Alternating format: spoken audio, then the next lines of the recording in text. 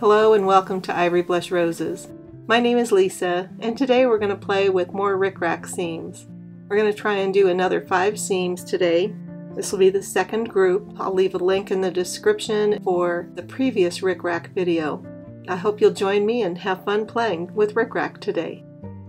I've been collecting pictures of how rickrack is attached in Crazy Quilt projects on a Pinterest board for quite a long time. And I decided I wanted to go through those because I felt like I was seeing the same stitches over and over again. And what I found was that 80% of the seams were only 4 different basic stitches. And we've already done 3 of them. In last week's video, we did what I call straight back stitch. And that actually was the number 1. It accounted for 24% of all methods for attaching rickrack. The second place was actually a tie between 2 of them, and one of those was the zigzag chain stitch, which we did last week as well. Now I've used that a couple of times myself, as well as the other one. And the 4th place was herringbone, which we also did last week. This week we're going to focus on French knots, because French knots were the other one that tied for 2nd place. So for today, we're going to work on ways of attaching rickrack using French knots, and we're going to include that tied for 2nd place method. So let's get started. Well, hello, Mushu. Kitty, that's not helpful. That's not helpful. Rather than attaching the rickrack with pins, I decided to just pre-baste it on. I just used a little bit of invisible basting to attach it to the strip so it was easier to work with. I'm just using my pin cushion to tilt this up and make it a little easier for me to keep it at a level angle. I've pre-threaded some needles with my pearl cotton. I'm just using a 12 weight Valdani pearl cotton in one of my favorite colorways. I've got my little scissors. I have my thimble if I need it. I'm using a size 7 Bohan crewel embroidery needle. So let's use French knots to attach rickrack. I'm just going to go ahead and get started. Now this isn't really a stitch tutorial, but I'll show you how I do my French knots. So I'm just coming up through that cotton rickrack, and I'm going to do 1, 2, 3 wraps around my needle and go down just a little bit away and holding my thread taut. So there's 1. On this method, those French knots are going to be at the tip of each little arch. So I'm just going to go back and forth, and I'm coming up roughly in the center of that arch. 1, 2, 3, and down. Now I have used this particular method myself, and most of these pictures that I'm sharing are from my Crazy Quilt journal project. So just holding my thread taut, 1, 2, 3, put it back down in, pull that thread taut around the needle. And one of the reasons I like these Bohan needles is they don't flare out quite as much near the end of the needle as a lot of embroidery needles do. And so it makes doing French knots pretty easy.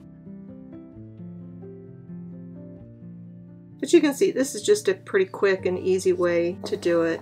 Works really well with this cotton rickrack.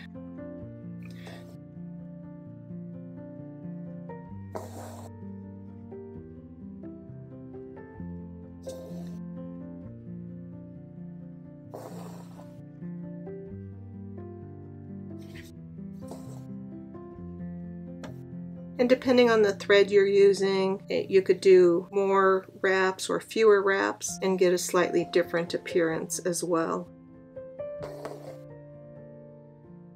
I'm not a quick stitcher when it comes right down to it. I'm pretty slow. We'll just take our time and go across.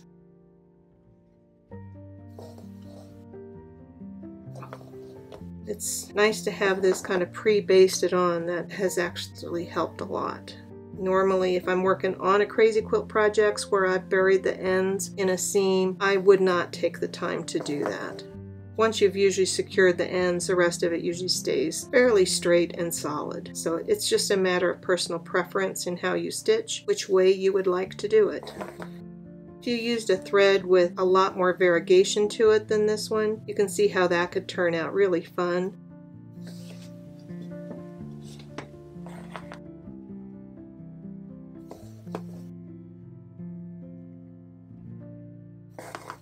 And if it's getting really twisty, I'm just going to take that thread and let it dangle for a moment and get that twist out of it. Because you're constantly twisting with French knots, so that thread can get a little bit awkward to use. And I think we're going to call it quits on that one. So that is, like I said, the tied for second most commonly used stitch I found to attach rickrack. On this one, instead of doing it zigzag like that, we're just going to go straight down the middle. Now, I could do this in a couple of different ways. I could go centered between the points or centered on the little diagonals. And that's, I think, what I'm going to do on this one, is we're just going to go straight there. I'm actually going to start with the end here. Now, I did see this one a fair amount. It was the 10th most popular one. But out of 80 different stitches, it only had 3. And so we're just going to go straight again on those little straightaways between the arches.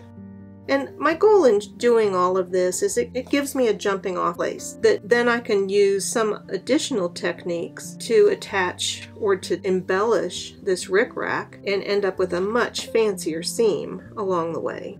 I'm noticing about this rickrack, it's just a little bit uneven. So that's going to make some of my stitches look a little closer or further apart as a result.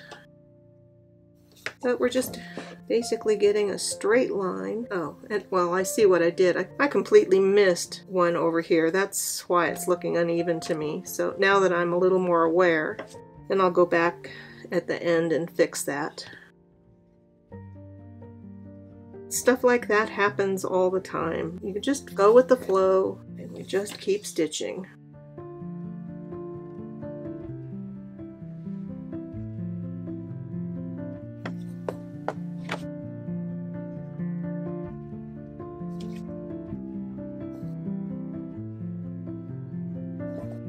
Realize I'm probably not being as careful as I could be, but I'm just trying to get that general idea down.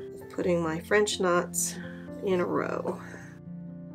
And if you wanted to be really careful about it, you could always just run a little light line down the center of it to make sure you're staying on that center line. For me, I'm just eyeballing it here. I prefer when I'm stitching not to mark too much, because I always feel like I'm never 100% certain that what I mark with is really going to come out and not cause a problem somewhere down the road.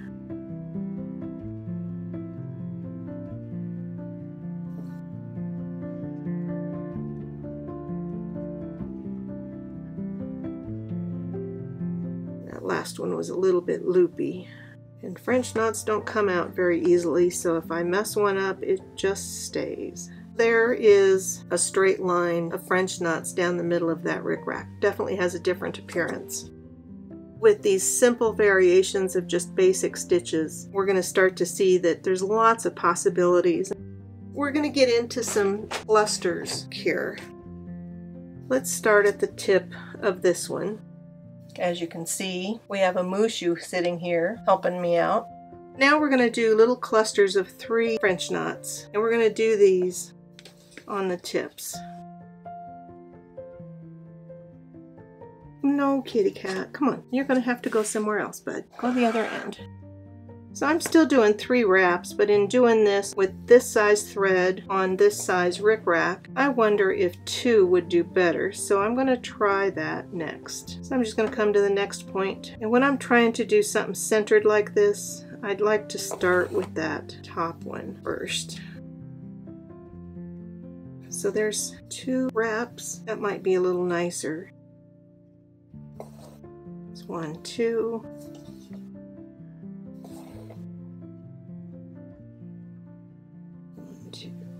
This is the reason we're doing a sampler, is playing around with it and seeing what that looks like. I like it much better with 2 wraps. We could always try it with 1 as well. Depending on the project you're doing, you could even make that a design feature if you wanted and rotate the number of wraps. So this is just 1 wrap. I think I did 2 on that one. I'm so much in the habit of always doing multiple wraps. So yeah, I mean, either one of those works really well. I'm just going to go back to 2.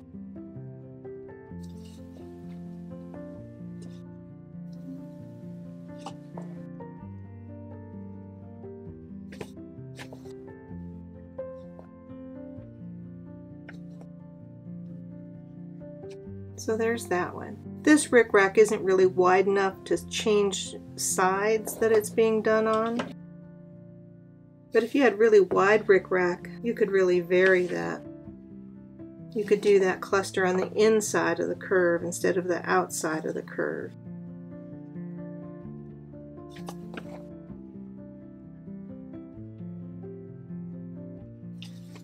This definitely got a little different appearance to it when you're doing the cluster. I like the 2 wraps, that was my favorite.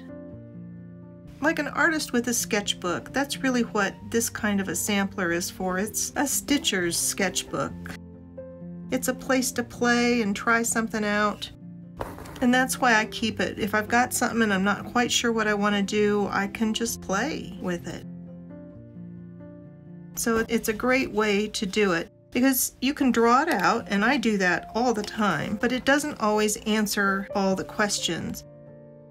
Like on this rickrack, realizing it's too narrow for some techniques, and that I like 2 wraps on this rickrack better than 3. I couldn't tell that by drawing it out, but when I'm stitching it, I can see it very easily.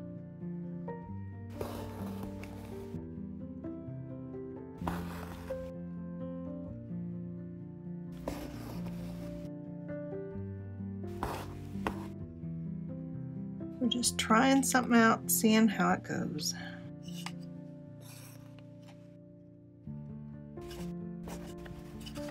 There we go. For me, this is a new method of attaching. I had not used a cluster like this before, but it was one of those things as I was thinking about ways of attaching, it's one of the things that sort of came to me. I think somewhere along the way I may have seen one as well. So again, I'm just untwisting, especially if I was using embroidery floss, that would be even more important to untwist periodically. So that one is fun. I'm pleased with that one. It's definitely something I think I'm going to consider using in the future if I'm using rickrack on a project. So it came out pretty well. Now that we've done these, I'm seeing one more good possibility in here. What I really want to do is combine these 2. So I want to do it so it just zigzags along the whole thing. Let's try that one, see how that goes.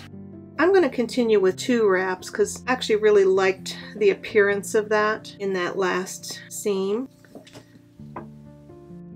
So I'm curious how this one will look.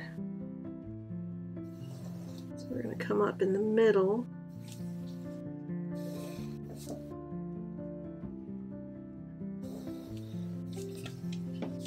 On the tip. So one of the things I'm realizing is that it's really important to try and make your stitches on this one as consistent as possible, because when you get one like this that's a little larger, that maybe didn't get pulled quite as tight, it doesn't look as nice. So I want to try and keep my tension, like I said, really consistent. So really getting a zigzag of French knots on this one, and I'm liking the way it's looking. This is a nice standalone one. I mean, you don't need to do much else to this to make this one look really well.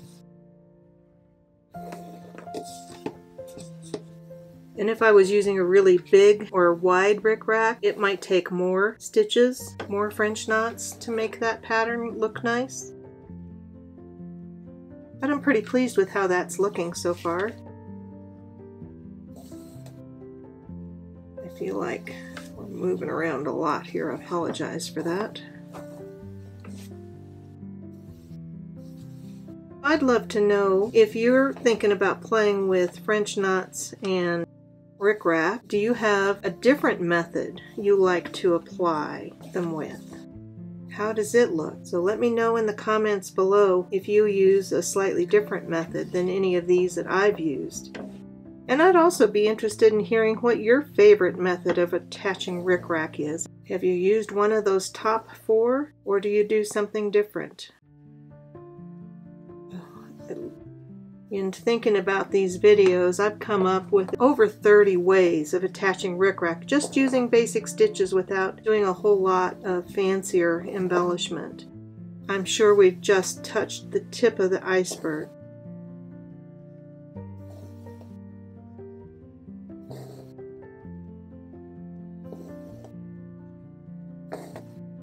You've now seen me make quite a number of French knots, and the process doesn't change. It's the same. It's just a matter of where we're placing them on this is the only thing that makes a difference.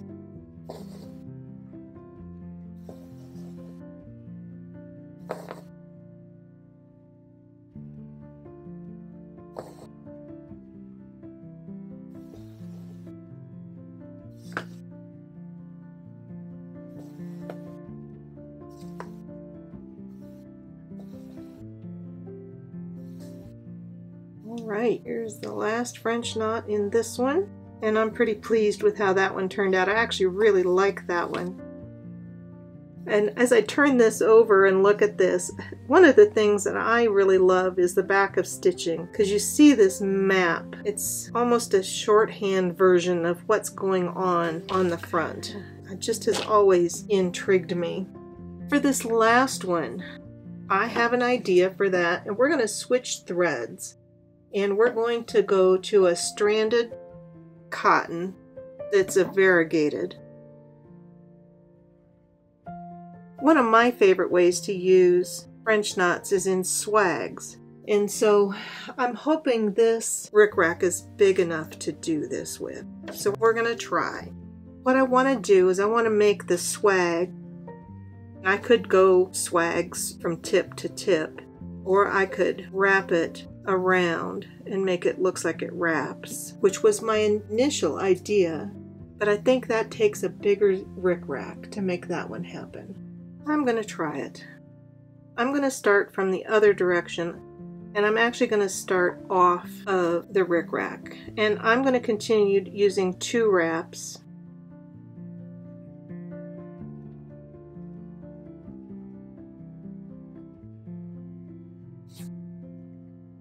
Felt like that worked pretty well, and with this strand of cotton I'm using 3 strands.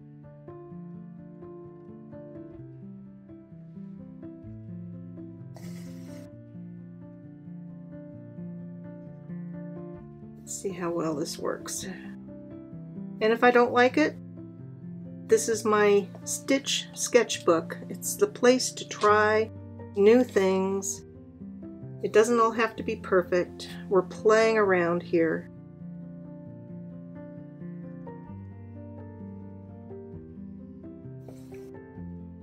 And the initial issue I'm having is that the end of my rickrack is fraying. So it's another reason you want to bury those ends into a seam if you can.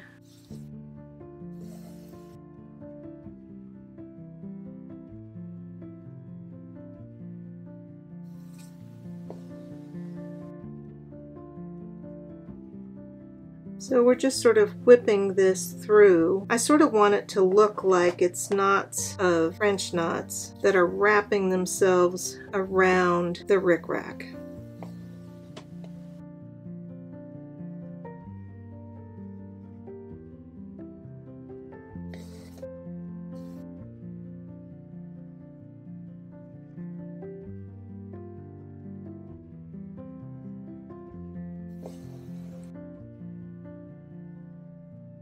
I think this would work better with a slightly larger rickrack.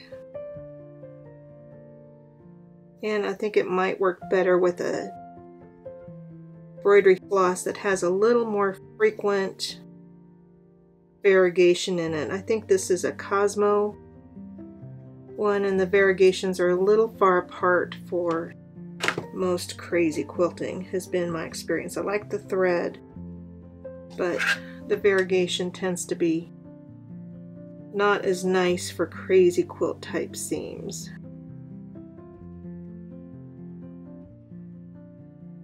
And I've obviously cut my threads too long here. That's why I'm having trouble with the twisting. It'll get easier as I get further along. So I'm really pushing these pretty close together here.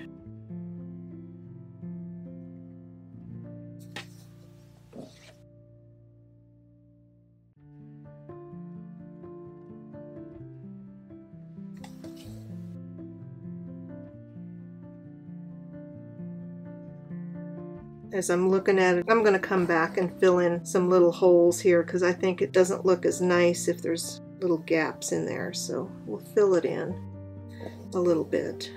Sorry, I'm working up towards myself and not in front of the camera here. I'd really like to have some of that green coming in here.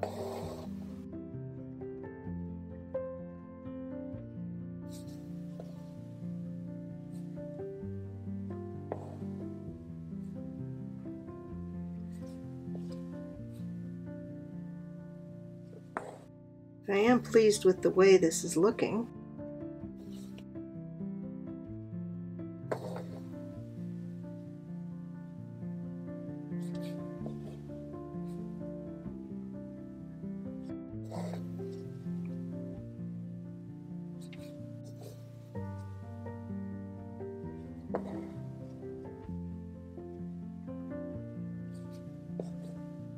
So, and I'm finding that doing these closer together is better than doing these farther apart.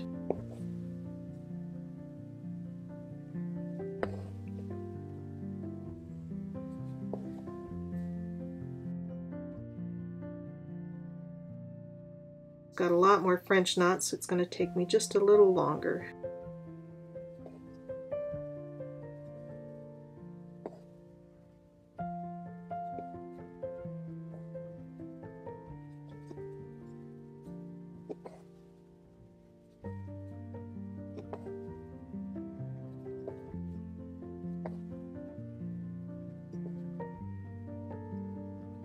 I thought this variegation was too far apart, but I'm actually sort of liking the color shift as it goes across.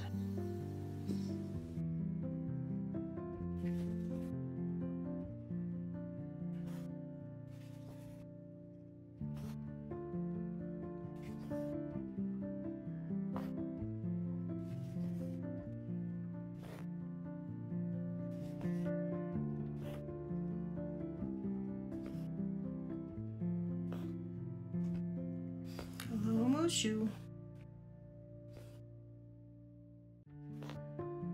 What are you doing, bud?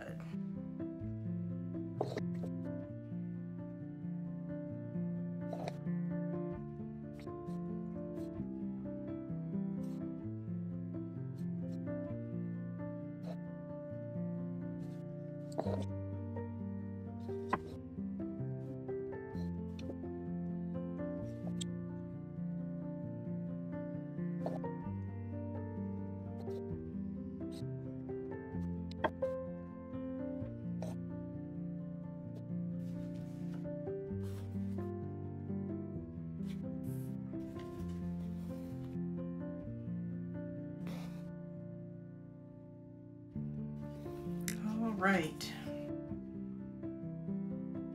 Let's take a look at what we got done today. So using all French knots, we have 5 different ways of attaching rickrack.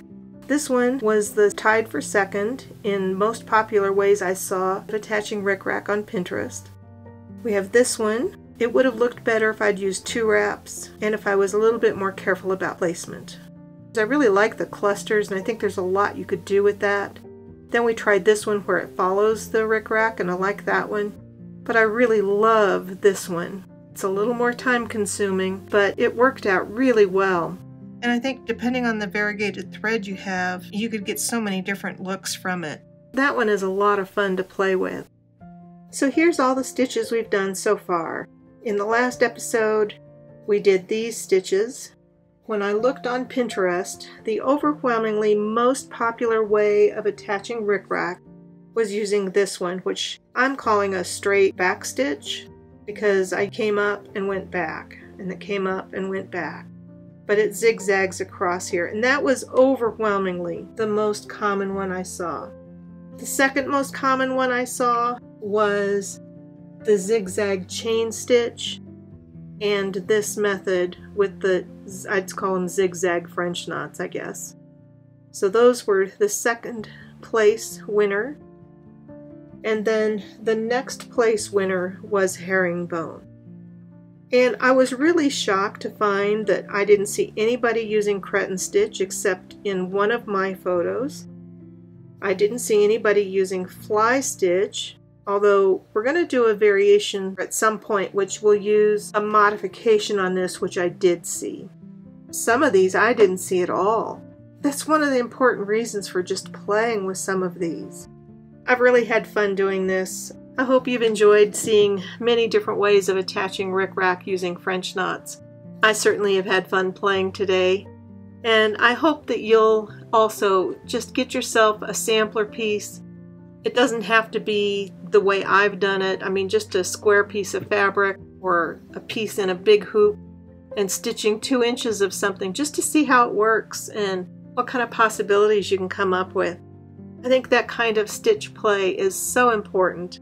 I actually really enjoy it. I don't always have to have a finished product in mind. I just have to play and have fun and try new things. Let your imagination flow, and as you do one thing, sometimes it triggers other ideas. That's a little bit of what we've done today. So thanks so much for watching. Have a beautiful day. Happy stitching. I'll see you in the next video.